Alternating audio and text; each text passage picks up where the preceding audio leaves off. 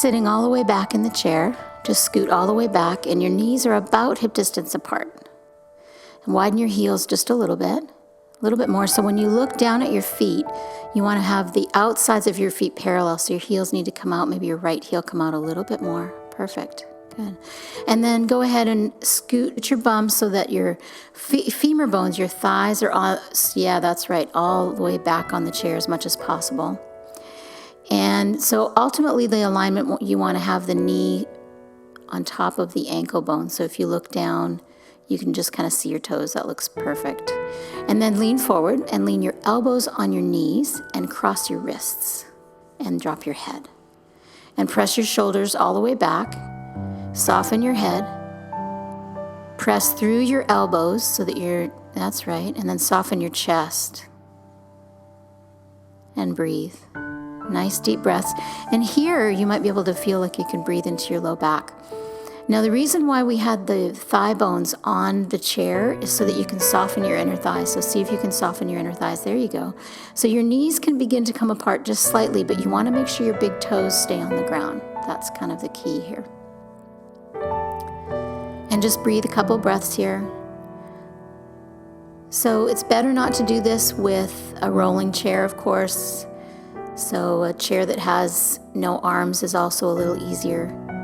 And if you're really tall, you can put blankets underneath your bottom, like to build the chair up. And if you're shorter, you can put blocks or even books underneath your feet. You want your knees parallel with your hips, like she is here. Okay, and then the second stage, this is the first stage, and if you have no high blood pressure, unregulated high blood pressure, and no glaucoma issues and no detached retina issues, then you can come forward. And as you come forward, go ahead and drop forward. Your elbows come in between your knees, so your knees can begin to widen, but try to keep those big toes on the ground, and drop your head. And breathe here. Breathe into your low back. Nice deep breaths. And you almost, if you take some deep breaths, you almost might feel like your breath is lifting you up as you take an in-breath. Now, if you're having trouble breathing, go back to the first stage.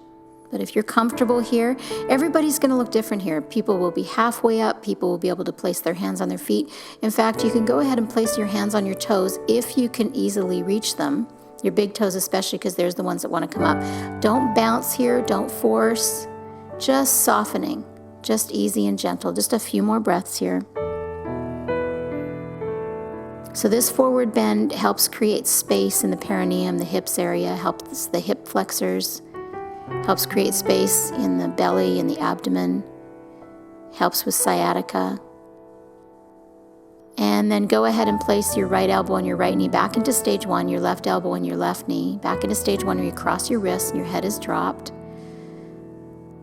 And breathe. Make sure those inner thighs are soft. And then keeping your chin in your chest, place your right hand on your right knee and your left hand on your left knee. And using your hands pressing into your thighs, roll your back up. So roll your low back against the chair like you're wallpapering a wall and you don't want any bubbles in your wallpaper. Soften the shoulders. And then you've got 7 vertebrae in your neck. So roll all the way up. Keep your chin tucked in your chest until the very end. And then you want to stack one vertebra on top of the other, on top of the other, on top of the other, and then pause there and breathe. And notice how you feel.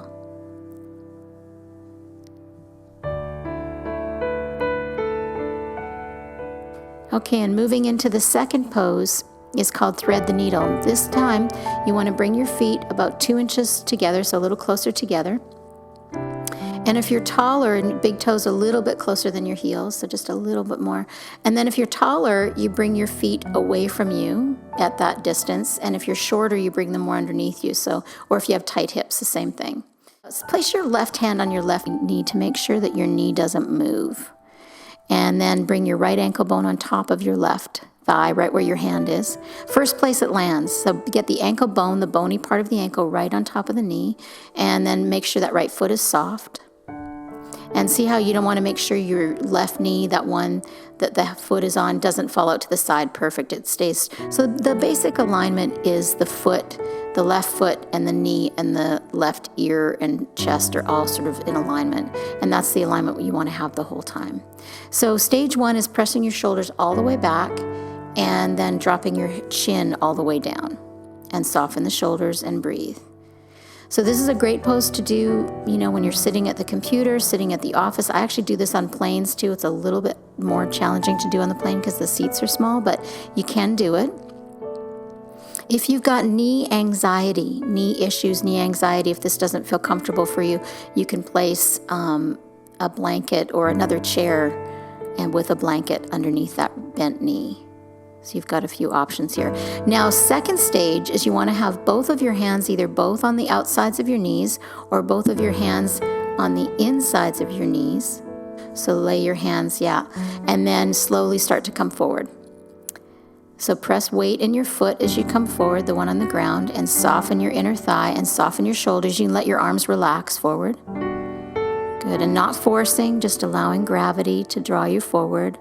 Not forcing, soften the arms, soften the shoulders, and breathe. You're probably going to be feeling this in the right hip or the right hamstring. So just breathe into it. Gravity's going to pull you further than you want to go. So there's no forcing, no bouncing, just breathing. Isn't that nice that all you have to do is just breathe? Head is soft, shoulders are soft. Make sure that big toe stays down, the toe on the left foot. A couple more breaths here.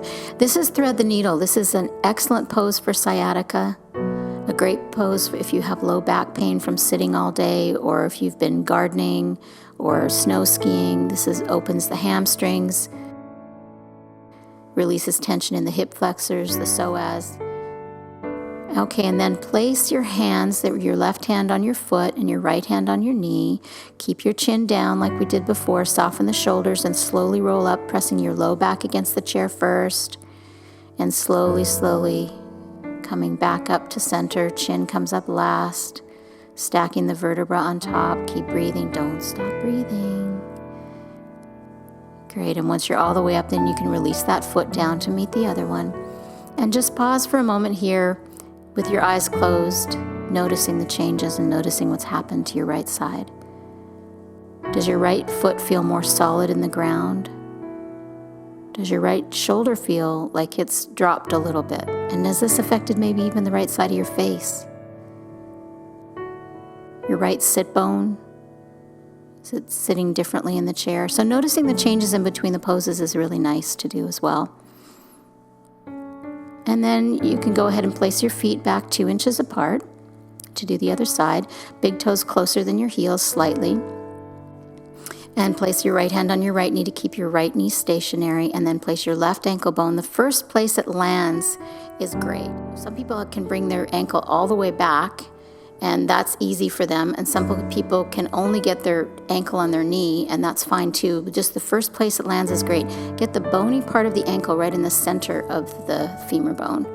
Yeah, and then soften that foot there. Make sure that foot is soft. Good. And then sit all the way back, press the shoulders back, and then drop that head. And then breathe. So the ankle bone position is, see how in the video you can see the ankle is flat.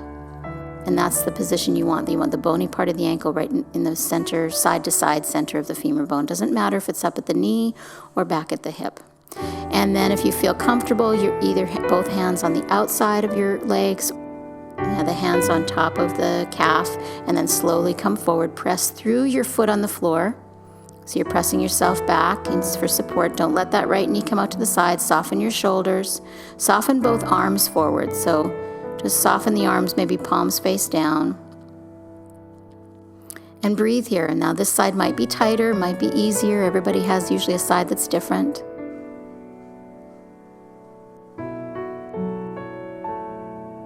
And nice smooth breaths. Try to soften your right inner thigh. Make sure your sphincter's not clenched.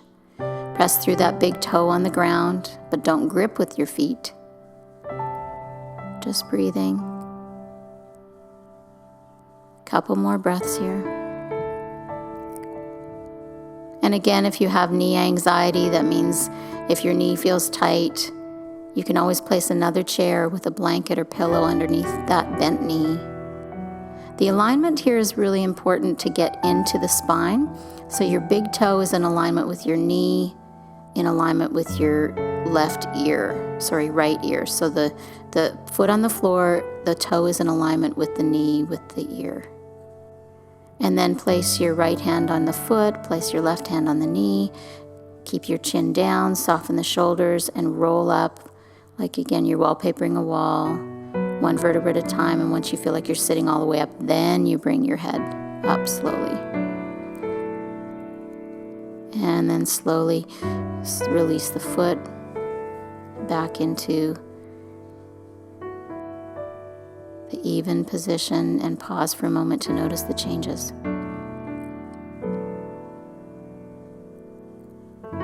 So these two poses are excellent for low back pain, for sciatic pain, for digestion, and you can do it anywhere. We're going to do a pose now to help release tension in the shoulders and the neck. And this is something you can do in the office when you have neck tension, or if you're tired, it also will help increase energy and blood flow and oxygen. So bring your arms all the way out wide and then rotate your palms upward and create a light fist, thumbs facing the back wall. And inhale and float your arms up just a little bit. And as you exhale, bend the elbows slightly and start to glide the shoulder blades together. Start to glide the shoulder blades together. And then inhale again, float up, and then exhale, slide and glide. So the movement is bending slightly and then also slightly gliding those shoulder blades together.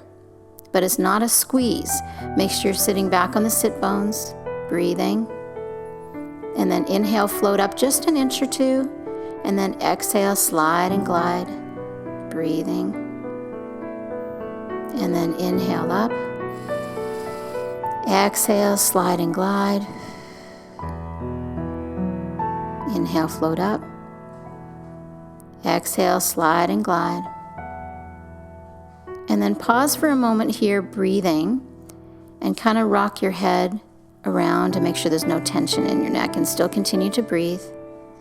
Bring your head back to center. 2 more. Inhale up and exhale, breathing nice and smooth. And last time, inhale up and exhale. And inhale up, release, and exhale, arms at your side. And hopefully you feel a little more light in your chest, your neck, and your shoulders. And you can do that several times in a row. We're going to do a twist in the chair now. Twists help release emotional tension in the body. So a lot of our emotions are held with tension in the spine. And so twists help to release that tension in the spine. So sitting forward in your chair, knees are hip distance apart. Try not to move your knees when you do this. Reach around to the right, and with your right hand, grab onto the top of the back of the chair. The top of the back of the chair. Try not to move your knees. And then with your left hand, grab onto the side of the chair. Great, and make sure you're sitting up straight. And it's not about how far you go in this pose. It's about using the support of your back hand mostly. So pressing your right hand into the chair, I want you to tuck your belly button up and over to the right. So the left hand is really pulling, but the right hand is pressing. See how the right hand is pressing?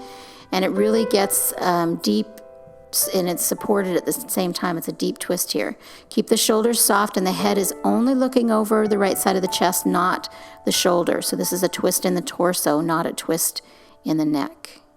Couple more breaths here, pressing weight into that right hand and pulling slightly with the left hand, keeping the knees forward. And then inhale, come out of the pose halfway. And exhale. And inhale, come out of the pose all the way. And exhale. And close your eyes and notice the change. So the twists really help with the tension in the spine. Okay, now reach around with the left hand, grab onto the top of the chair with the left hand, and with the right hand, grab onto the outside of the chair, keep the knees forward, and inhale, and as you exhale, press that left hand, press it into the chair. That's a press, beautiful, and then pulling slightly with the right hand, but mostly it's that press with that back hand. Keep the shoulders soft, head is looking over the chest, and not that left shoulder. And you're breathing. Don't stop breathing here, breathing into the twist, pressing once more time. Tuck that belly button in and over to the left so you get a little bit of twist with the lower part too without moving the knees or the feet. Beautiful. Couple more breaths here. Keep that neck soft, the shoulders soft. Okay, inhale, come out of the pose halfway. And exhale. And inhale, come out all the way. And exhale.